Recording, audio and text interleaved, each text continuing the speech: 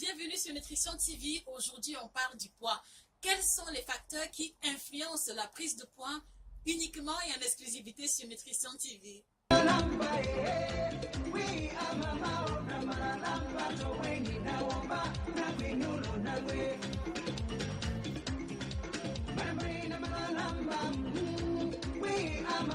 sont les facteurs qui influencent la prise de poids? On va distinguer deux catégories de facteurs principaux. Premièrement, les facteurs muables, c'est-à-dire les facteurs sur lesquels on peut exercer une action, on peut exercer un pouvoir en vue d'amélioration du statut pondéral.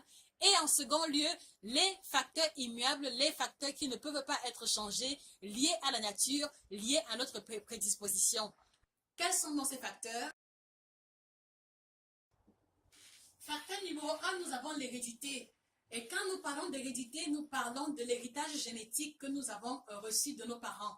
Vous connaissez tous dans votre entourage des personnes qui ont la possibilité de manger tout, de manger à toute heure, de manger toutes les quantités possibles, mais qui jamais n'ont pris un gramme. Alors, quand nous parlons d'hérédité, il s'agit de cette catégorie-là.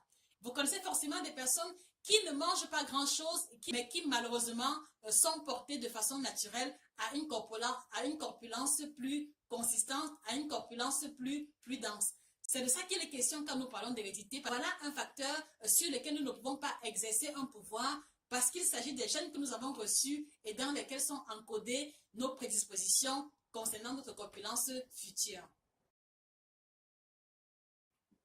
Second facteur, on va avoir les facteurs dits hormonaux. Et quand nous parlons de facteurs hormonaux, il faut voir ici les femmes ménopausées qui subissent un phénomène naturel, qui subissent un phénomène physiologique qui naturellement va porter beaucoup parmi elles au surpoids sans que forcément l'alimentation n'ait connu des changements négatifs.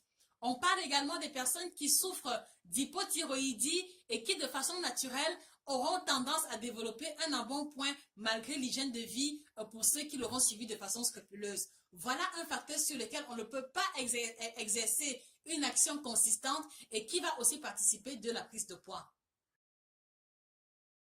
Passons à la seconde catégorie de facteurs susceptibles d'encourager ou de favoriser la prise de poids. Il s'agit ici des facteurs qu'on va appeler les facteurs immuables, facteurs changeables.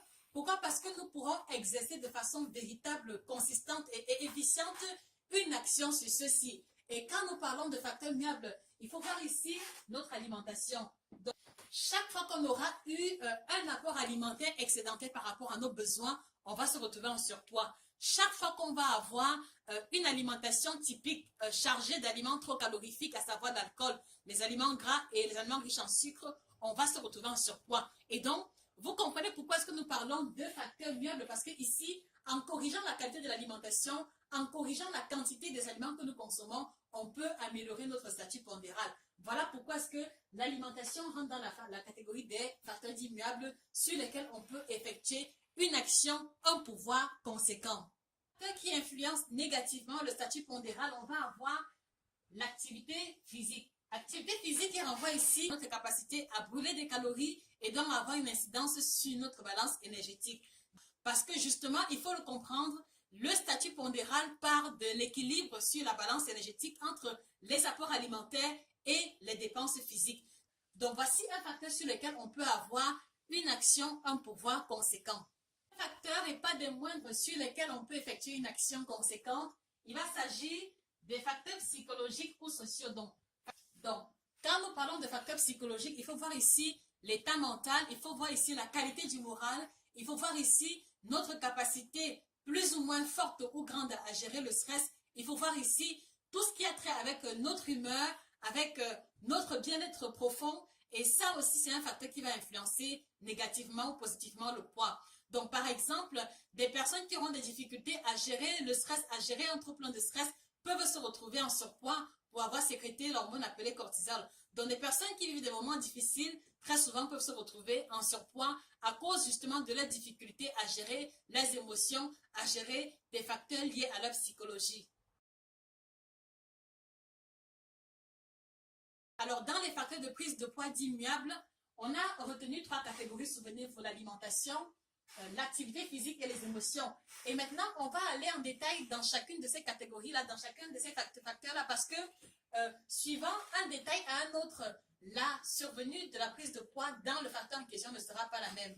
Par exemple, au niveau de l'alimentation, chaque fois qu'on va avoir de grosses quantités par rapport à nos besoins, on va se retrouver en surpoids. Quand on va grignoter, dans le grignotage ici, comme étant un facteur de prise de poids, c'est-à-dire manger en dehors des repas, chaque fois qu'on va grignoter, on va se retrouver à apporter plus d'aliments à l'organisme, on va se retrouver en train d'apporter plus de calories, et c'est comme ça que l'addition finale sera des kilos en plus. Dans l'alimentation, chaque fois qu'on va manger des aliments trop gras, trop sucrés, dans l'alimentation, on va aussi la consommation élevée d'alcool. Là aussi, il s'agit d'une famille d'aliments beaucoup trop calorifiques.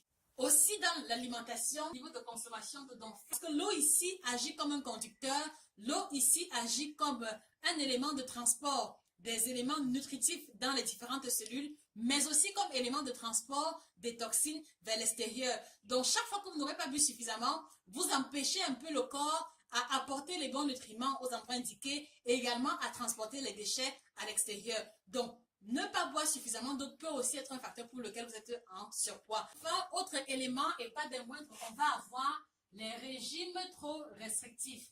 Cette catégorie m'intéresse beaucoup parce que ici, beaucoup de personnes ne comprennent pas jusqu'à présent que chaque fois qu'on va s'imposer un régime trop restrictif, ce sera obliger le corps à fournir un effort supplémentaire dans la perte de poids, mais par réflexe aussi et par souci de nous préserver en vie, l'organisme aura tendance à récupérer tous les kilos perdus chaque fois qu'on n'aura pas opéré une bonne phase de stabilisation.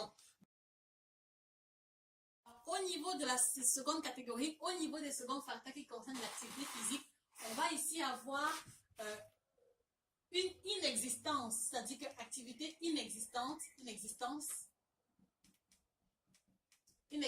de l'activité physique. Donc ici, ça renvoie aux personnes qui sont totalement sédentaires, qui ne font pas de sport pour une raison ou une autre. Il s'agit aussi des personnes qui ont un certain niveau de confort de vie, qui prennent le taxi, qui sont véhiculées, qui ont une ménagère à la maison. Bref, vous l'aurez compris, les personnes qui obéissent à cette catégorie sont des personnes qui ne fournissent pas d'efforts au quotidien. Et ça, c'est un facteur qui va conduire à la prise de poids. Seconde catégorie, il s'agit ici des personnes qui pratiquent le sport, mais qui malheureusement se trouvent toujours en surpoids. Donc, faible niveau d'activité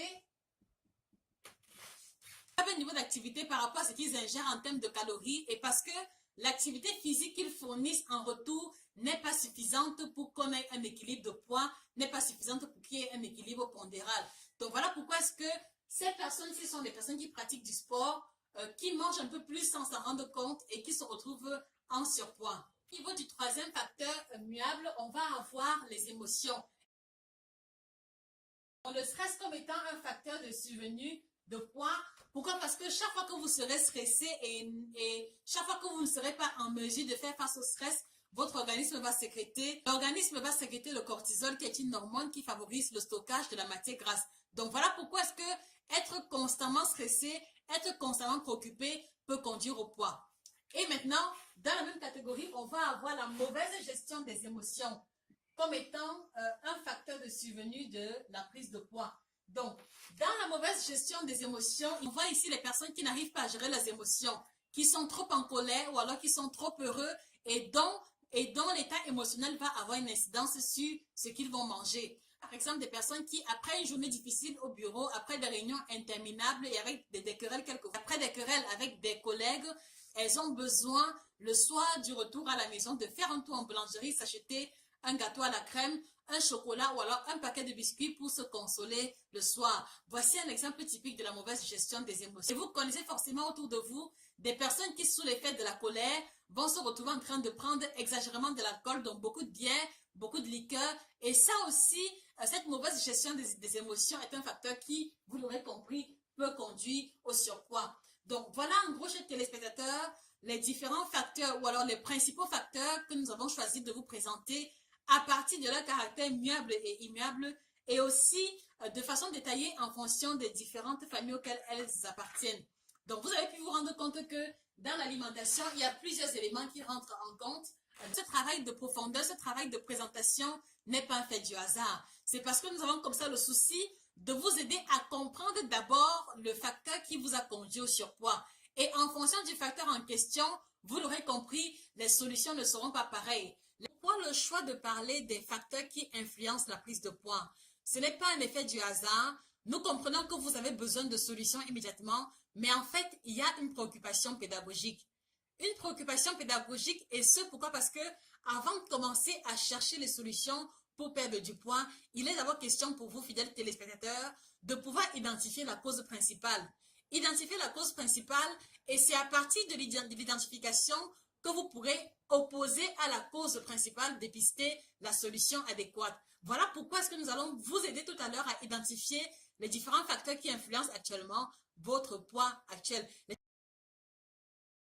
Les spectateurs, voici ainsi achevé notre enquête approfondie sur les différents facteurs qui ont influencé votre poids.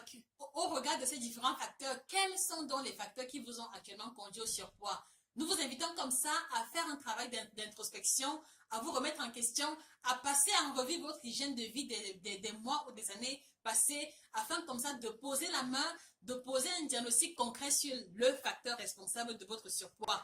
Et à partir donc du facteur en question, nous pourrons y opposer une résistance sévère, nous pourrons y opposer une stratégie efficace en vue de vous aider à retrouver votre poids idéal. Rendez-vous à la prochaine séance, à la prochaine émission pour découvrir les solutions pour perdre du poids. Passez une excellente journée et que le bien-être vous accompagne encore et toujours. Au revoir.